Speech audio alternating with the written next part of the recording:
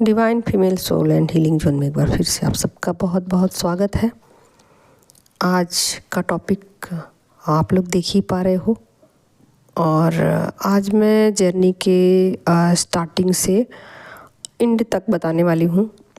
बहुत लोग third party से परेशान रहते हैं कि मेरी लाइफ में थर्ड पार्टी सिचुएशन कब एंड होंगे।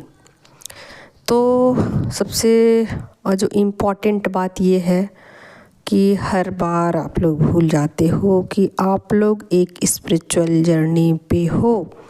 आप लोग को बिल्कुल भी याद नहीं रहता कि आप और लोगों से अलग हो और लोगों से अलग आपकी जर्नी है। आप लोग बाकी लोगों की तरह खुद को देखना शुरू करते हो और एक कंपटीशन आपको ऐसा लगता है कि उसकी लाइफ में ऐसा हुआ, उसकी लाइफ में वैसा हुआ, मेरी लाइफ में ऐसा क्यों नहीं हुआ, या फिर कब तक सब चीज़ें ठीक होंगी। ठीक है ना। तो ये चीज़ें जो हैं वो दूसरों से कंपेयर करने की वजह से होती है। अगर आप शुरू से ही ये चीज़ें अपने दिलो दिमाग में बिठा लो कि स्पिरिचुअल जर्नी में चीज़ें आसान नहीं होती हैं और चीज़ें धीरे धीरे ठीक होंगी, टाइम आने पे ठीक होंगी तो ज़रूर ठीक। और जब ठीक होंगी तो दूसरे लोगों के बनिस्बत ज़्यादा खूबसूरत आपकी ज़िंदगी होगी और ज़्यादा रिलैक्स वाली ज़िंदगी होगी, ज़्यादा आनंद वाली ज़िंदगी होगी और बहुत ज़्यादा मज़ेदार ज़िंदगी होगी। तो कुछ पाने के लिए कुछ खोना पड़ता है और चीज़ें धीरे धीरे करके आपसे रिमूव करवाई जाती है और आपको मेहनत करना पड़ता है। दोनों तरफ वर्क होता है, ठीक है ना। मैस्कुलिन एनर्जी अपने कर्मा को क्लीन करती है और फेमिनिन एनर्जी अपने धर्मा को फॉलो करती है। तो कर्मा और धर्मा दोनों साथ साथ चलते हैं और दोनों मिलकर जर्नी को कंप्लीट करते हैं। और यहाँ पर प्रॉब्लम यही है कि अक्सर ऐसा होता है कि बहुत ज़्यादा हम कंपेयर करते हैं दूसरों से और हमें ऐसा लगता है कि कब ये चीज़ें चुटकी में ठीक हो जाए। मतलब एक तो दूसरे से कंपेयर करने की वजह से प्रॉब्लम है और दूसरे ये कि हम चाहते हैं कि चुटकी में सब चीज़ें ठीक हो जाए। तो ये जो है दो चीज़ें, ये मेन प्रॉब्लम है। नहीं तो ऐसा कुछ भी नहीं है कि चीज़ें बहुत ज़्यादा मुश्किल है। मुश्किल बनाने का रीज़न जो है यही दो मैंने जो बताया, ये मेन रीज़न है। तो अगर हम लोग ये सोचना छोड़ दे कि जर्नी जो है वो तुरंत के तुरंत ठीक हो जाए, सब कुछ बेटर हो जाए, तो कुछ तो राहत मिलेगी। और अगर हम लोग दूसरों से कंपेयर ना करें तो भी चीज़ें ठीक ठाक चलेंगी। बट फिर भी औरों की तरह आपकी ज़िंदगी नॉर्मल नहीं होगी। कुछ पाने के लिए कुछ खोना ही पड़ता है। तो वो ही बात होती है कि आप हमेशा के लिए दुख से छुटकारा पाने चले हो तो वो चीज़ें सामने आएंगी और आपको फेस करनी होगी। तो यहाँ पर स्टार्ट करते हैं स्टार्टिंग से। जब स्टार्टिंग जर्नी होती है तो आपके पार्टनर की लाइफ में जो थर्ड पार्टी होती है वो कोई फीमेल होती है। अगर आपके पर्सन मेल है तो उनकी लाइफ में कोई फीमेल होगी। और अगर यहाँ पर मैं फिर से बता दूँ, जेंडर मत लीजिएगा, एनर्जी लीजिएगा, ठीक है ना। तो जो कि फीमेल एनर्जी में होंगे या तो मेल होंगे या फीमेल होंगी, दोनों में से कोई भी हो सकता है। तो अगर मेल है तो भी वहाँ थर्ड पार्टी कोई मेल होगा, है ना, और कोई फीमेल है तो उनका थर्ड पार्टी आप लोग देख लीजिए, मिला लीजिए, है ना। तो यहाँ पर स्टार्टिंग में ही ये चीज़ें होंगी कि आपकी लाइफ में कोई ना कोई मेल या फीमेल होंगे जो कि परेशान आपको कर सकते हैं। और ये चीज़ें दोनों तरफ से भी हो सकती है, ठीक है ना, दोनों तरफ से भी हो सकती हैं। और इस वजह से जर्नी थोड़ी डिफ़िकल्ट होती है। बट यहाँ चीज़ें मैं क्लियर कर दूँ कि जो थर्ड पार्टी है वो रिमूव हो जाती है। रिमूव हो जाती है और फिर यहाँ यूनियन भी होता है। और ये जो एनर्जी का ब्लॉकेज है इस पर काम करने के लिए आपको बोला जाता है। तो यहाँ पर जो ज़्यादातर काम करना होता है आपका एनर्जी के ब्लॉकेज में, वो ये होता है कि सोसाइटी प्रेशर और जो संस्कार होते हैं जन्म जन्म के संस्कार, वो चीज़ें। तो यहाँ पर दोनों को थोड़ा थोड़ा वर्क करना पड़ता है और फिर जा कर के यहाँ यूनियन होता है।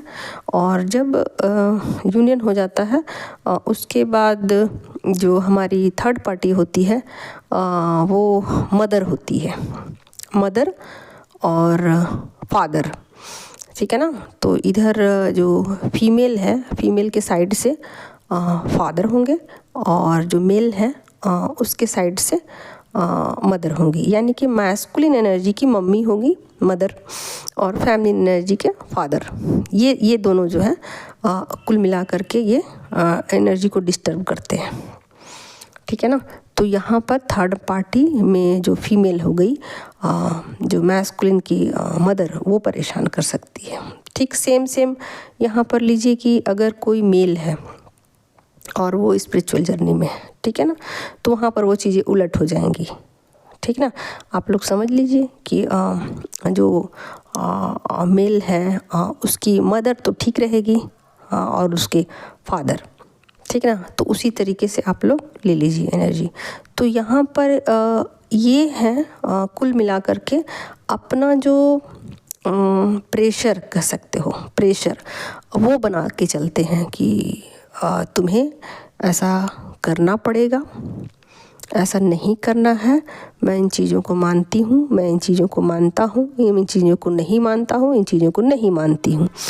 तो एक एनर्जी इस तरीके का ब्लॉकेज पैदा करते हैं जिसमें से दोनों को निकलना होता है और ये ट्रबल आता है। और इस ट्रबल से अगर आप बाहर निकल जाते हो तो कहने का मतलब ये है कि थर्ड पार्टी सिचुएशन आपकी लाइफ से कभी भी नहीं जाती है, कभी भी नहीं जाती है। और ये बिल्कुल अंतिम स्टेज होता है जब आपके सारे थर्ड पार्टी ब्लॉकेज रिमूव कर दिए जाते हैं। लेकिन थर्ड पार्टी का मतलब हर बार बदल जाता है। शुरुआत में थर्ड पार्टी का मतलब होता है कोई मेल फीमेल, फिर जब आपका यूनियन हो जाता है तो थर्ड पार्टी का मतलब होता है आपकी मदर, फादर। फिर जब यूनियन हो जाने के बाद फिर थोड़ा टाइम आगे बढ़ता है।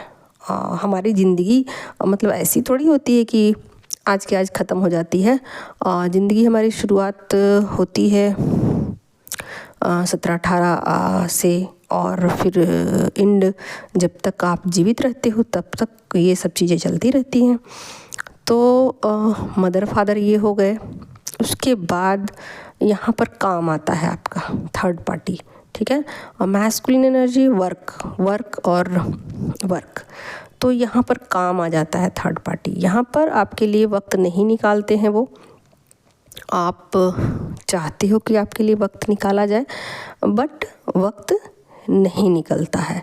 और आप भी कहीं ना कहीं खुद को या तो बच्चों में बिज़ी कर लेते हो या फिर किसी काम में बिज़ी कर लेते हो, आपके लिए भी काम होता है। तो यहाँ पर थर्ड पार्टी काम हो गई, ओके।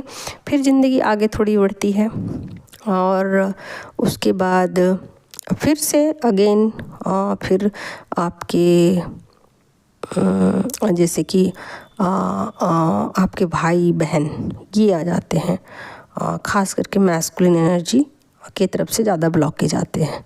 तो क्योंकि मैस्कुलिन एनर्जी कर्मा को रिप्रेजेंट करते हैं इसलिए उधर से ज़्यादा ब्लॉकेज आते हैं। फेमिनिन एनर्जी धर्मा को डील करती है तो इधर से ब्लॉकेज नहीं होते हैं क्योंकि उनको खुद के ऊपर काम करना होता है, अपनी एनर्जी में से ब्लॉकेज हटाने होते हैं, हीलिंग करनी पड़ती है और बहुत सारी चीज़ों को लेट गो करना पड़ता है और नई चीज़ों को एक्सेप्ट करना पड़ता है। यही है डिवाइन फेमिनिन का काम। लेकिन मैस्कुलिन एनर्जी की तरफ कार्मिक बहुत ज़्यादा लंबे होंगे तो उतना ज़्यादा टाइम लगेगा और फेमिनिन एनर्जी जब तक सारे कर्मा को मैस्कुलिन रिमूव करते हैं तब तक फेमिनिन एनर्जी के सारे ब्लॉकेज उनको रिमूव करने होते हैं और उनकी स्पिरिचुअल अवेकनिंग पूरी तरीके से हो जाती है इतने टाइम तक, ठीक है ना। तो यहाँ पूरी ज़िंदगी की कथा है, ये आप मत सोचिएगा कि बस जर्नी आज के आज, ऐसा नहीं। तो जो मैस्कुलिन एनर्जी है वो एंड तक अपनी कार्मिक बैगेज को क्लीन करती रहती है, ठीक है। यहाँ पर जो फेमिनिन है जो ऐसा हो सकता है कि वो अपने जो ब्लॉकेज है एनर्जी के उसको रिमूव करते करते डिवाइन तक पहुंच जाए, और जब वो डिवाइन तक पहुंच जाती है तो फिर उनको मैस्कुलिन एनर्जी से कोई मतलब नहीं रह जाता। जब कोई मतलब नहीं रह जाता तो फिर वो इस बात की फ़िक्र भी नहीं करती कि उनके कितने कार्मिक बैगेज है, बट कहीं ना कहीं एक इंतज़ार रहता है और वो इंतज़ार रियूनियन का होता है। और जब उनके कार्मिक सारे बैगेजेज ख़त्म हो जाते हैं तब जा कर के रियूनियन होता है। तो कुल मिला के आप यूँ कह सकते हो कार्मिक बैगेज जो इम्पॉर्टेंट चीज़ है वो कार्मिक बैगेज है। और यहाँ डिवाइन फेमिनिन बहुत ज़्यादा अपने आप को स्पिरिचुअल कर लेती है और कहीं ना कहीं अपनी एनर्जी को बिल्कुल डिवाइन में डुबो देती है, और उनको ये फील होता है कि जो उनके साथ एक धोखा हुआ, धोखा कहने का मतलब है कि हर बार उनको ये लगता है कि अब सब चीज़ें ठीक हो जाएंगी, अब सब चीज़ें ठीक हो जाएंगी, अब सब चीज़ें ठीक हो जाएंगी, बट दोनों के बीच कभी ये चीज़ें बिल्कुल एक समान नहीं होती हैं। दोनों एक दूसरे के बिल्कुल आमने सामने जो होते हैं वो बहुत रेयर होता है, बहुत रेयर होता है। और दोनों मिलते ज़रूर हैं, बीच बीच में मिलते हैं और फिर से कुछ न कुछ उसमें अड़ंगे आ जाते हैं। मतलब एक स्मूथ लाइफ नहीं होती, जैसे बाकी लोगों की लाइफ बिल्कुल नॉर्मल होती है वैसा नहीं होता, क्योंकि डिवाइन फेमिनिन को बहुत सारी चीज़ों को लेट गो करना पड़ता है, एक्सेप्ट करना पड़ता है और अपने आप को डिवाइन में मर्ज करना पड़ता है, उनकी सोल को। और जब उनकी सोल डिवाइन में मर्ज हो जाती है और डिवाइन फेमिनिन पूरी तरीके से मैस्कुलिन एनर्जी को लेट गो कर देती है, तो इन में फिर उनके कर्मा भी क्लीन हो जाते हैं। और जब उनके कर्मा क्लीन हो जाते हैं तो वापसी उनकी होती है फेमिनिन की तरफ, और तब तक फिर चीज़ें मतलब सब कुछ यहाँ ऐसा होता है कि जैसे कि उनको नीड नहीं होती, बट कहीं ना कहीं सोल लेवल पर फेमिनिन एनर्जी को इंतज़ार तो होता ही है कि कब उनके पर्सन वापस लौटेंगे। तो यहाँ पर कहा जाए तो जो थर्ड पार्टी है ना वो मैस्कुलिन एनर्जी के लिए एक चैलेंजिंग जैसा होता है, चैलेंज होता है, उसको वो छोड़ नहीं पाते। और फेमिनिन को हमेशा ये लगता है कि अब वो बिल्कुल फ्री हो जाएंगे और हमारी ज़िंदगी बिल्कुल नॉर्मल हो जाएगी, हमारी ज़िंदगी बिल्कुल आसान हो जाएगी और फिर से हम लोग एक 3D की ज़िंदगी को जी पाएंगे। तो ये चीज़ें होती तो हैं बट इंड में होती हैं। तो मेन जो है ना थर्ड पार्टी सिचुएशन का रोल ये भी आप कह सकते हो कि आप दोनों को कभी भी 3D की लाइफ को चैन से जीने ना दिया जाए और आपको एहसास दिलाया जाए कि आप एक स्पिरिचुअल जर्नी में हो, आप अपने सोल पर्पस के लिए आए हो, अपने आत्मा के लिए आए हो, आप अपने आप को जानने के लिए आए हो, आप ईश्वर को जानने के लिए आए हो, ना कि 3D की ज़िंदगी को जीने आए हो। आप बहुत जी चुके हो ये ज़िंदगी और अब आप उन चीज़ों को कंटिन्यू नहीं करना है आपको। तो बीच बीच में आपको इसलिए डिस्टर्ब किया जाता है और आपको याद दिलाया जाता है कि आप अपना सोल पर्पस कीजिए और ना कि 3D की चीज़ों में फिर से इन्वॉल्व हो जाइए और उसी चीज़ को बार बार रिपीट कीजिए। तो थर्ड पार्टी पर गुस्सा तो बहुत आता है डिवाइन फेमिनिन को, क्योंकि हर समय थर्ड पार्टी का मतलब बार बार चेंज हो जाता है और ख़ास करके जब उनकी मदर जो होती है उनसे एक 36 का आंकड़ा हो जाता है। तो चीज़ें फिर उनको धीरे धीरे समझ में आती है वापस वो जब आती हैं पहले तो रिएक्ट करती हैं, फिर अपने आप को समझाती हैं कि नहीं, मैं एक स्पिरिचुअल जर्नी पे हूँ और मुझे ये नहीं करना चाहिए।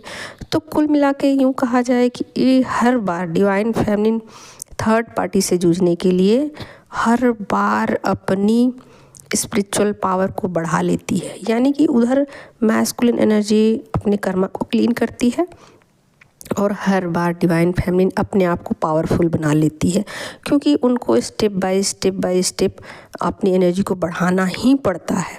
और बढ़ाने के लिए बहुत सारे चीज़ों का उनको इस्तेमाल करना पड़ता है, बहुत सारे साइकिक पावर से उनको जुड़ने पड़ते हैं, बहुत सारी चीज़ों को उनको एक साथ करना पड़ता है, अपनी हीलिंग करनी पड़ती है। तो धीरे धीरे अपने आप को बहुत ज़्यादा पावरफुल जब वो बना लेती है तो फिर वो चीज़ें जो है ना उनको व्यर्थ लगनी शुरू हो जाती है और बाद उनको खुद रियलाइज़ होता है कि ये चीज़ें जिसके लिए मैं पहले झगड़ रही थी, लड़ रही थी, या जिन चीज़ों को लेकर मैं रिएक्ट कर रही थी वो चीज़ें कितनी फिजूल थी, वो चीज़ें कितनी फालतू थी। तो कहीं ना कहीं एक व्यर्थता उनको समझ में आती है चीज़ों की, लोगों की, और अपने आप को वो हील करती हुई आगे की तरफ बढ़ती चली जाती है।